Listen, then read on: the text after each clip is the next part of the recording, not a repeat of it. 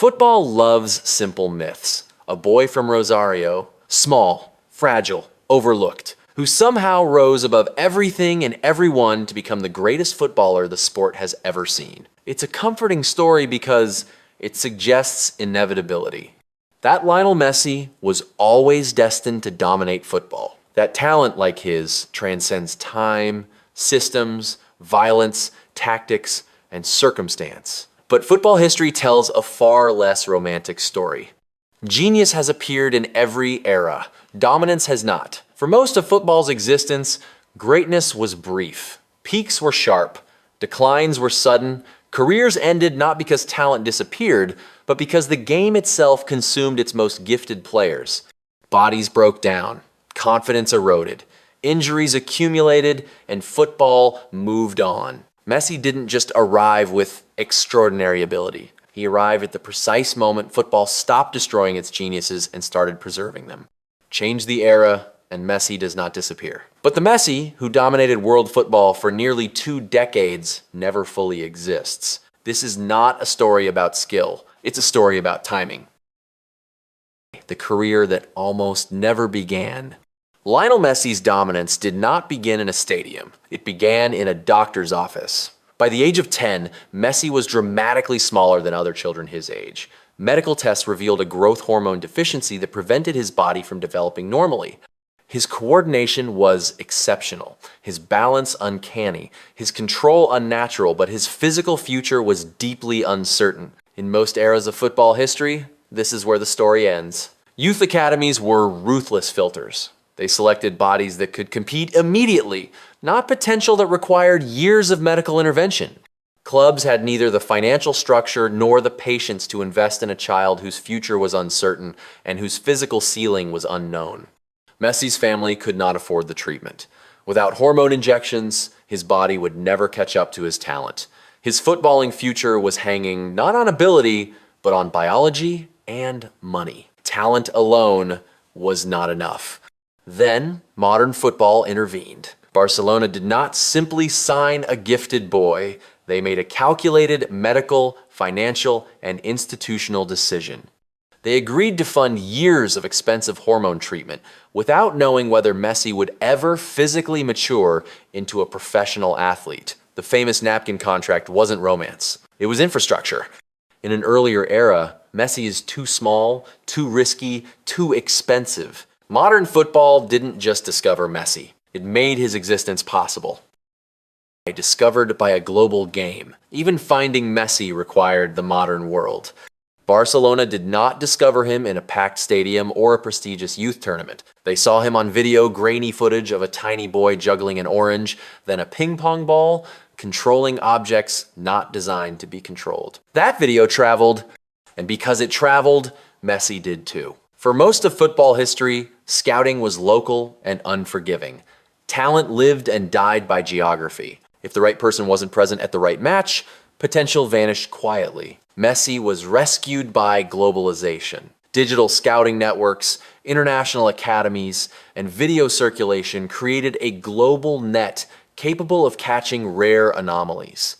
Without that net, Messi likely remains an exceptional local talent whose path never intersects with elite opportunity. Modern football didn't just improve players. It changed who was allowed to exist. Football before control. For most of football history, dominance was structurally discouraged. The game was chaotic by design. Defensive systems were simple, reactive, and brutally physical. Man-marking meant attackers were followed relentlessly, often by defenders whose primary instruction was not to intercept passes, but to intimidate. Refereeing reflected this culture. Fouls were tolerated. Persistent infringement was rarely punished. Creative players were expected to endure violence as part of the job.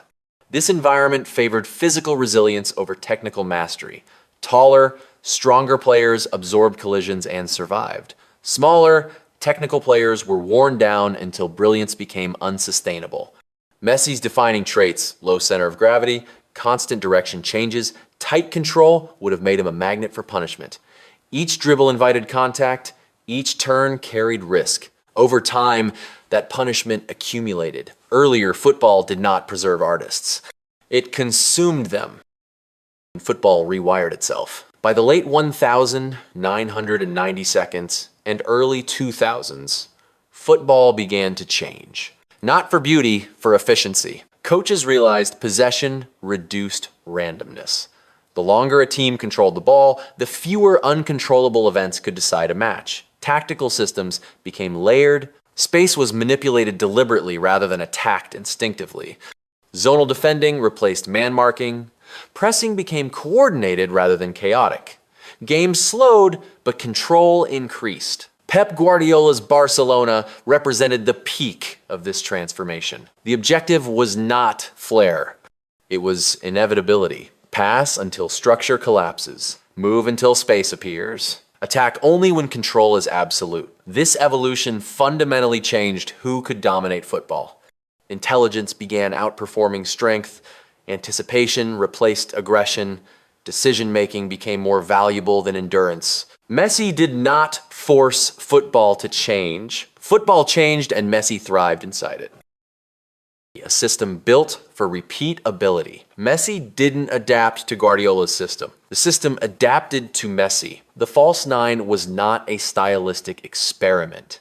It was structural manipulation. By removing a traditional striker, defenders were pulled out of position, creating central spaces Messi could exploit again and again, game after game, season after season.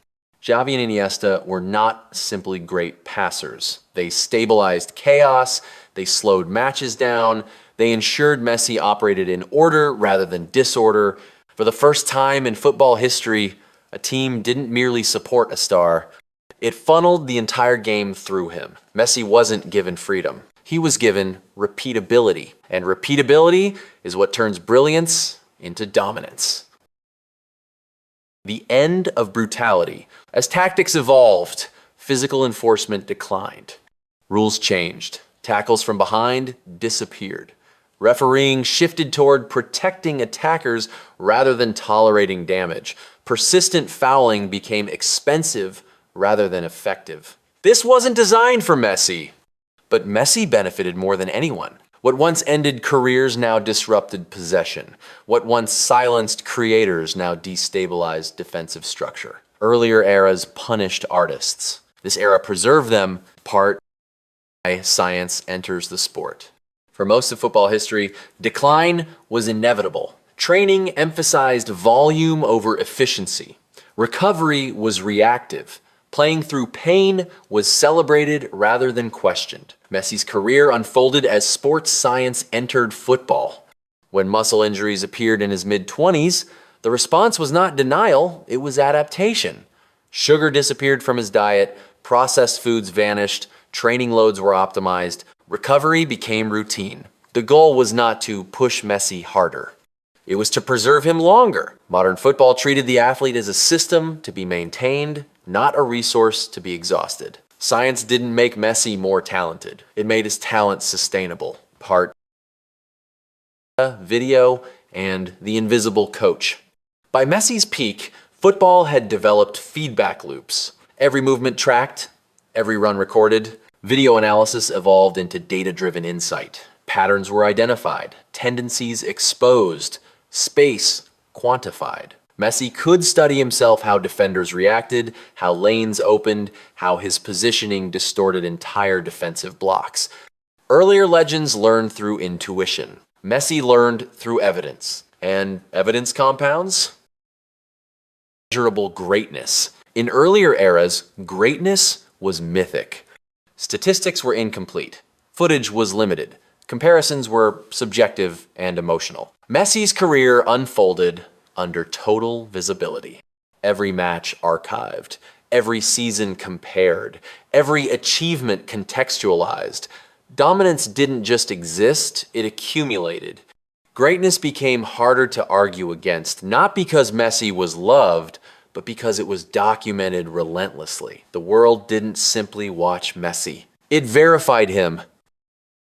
The era effect. Messi did not dominate because football found the perfect player. Football evolved into a system that allowed dominance to last. Remove the medicine. Remove the protection. Remove the tactics. Remove the data. Messi remains extraordinary. But the scale collapses, the longevity fades. Earlier eras burned genius quickly. This era learned how to preserve it. Part. The uncomfortable truth. The real question was never whether Messi is great. The real question is this: did Messi master football? Or did he master the era that finally allowed mastery to endure? Because had he been born 20 years earlier, he would still be remembered. But not like this. Not endlessly. Not globally. Not uncontested. Lionel Messi is not an accident of nature. He is the product of an era that finally learned how to protect genius and how to make it last.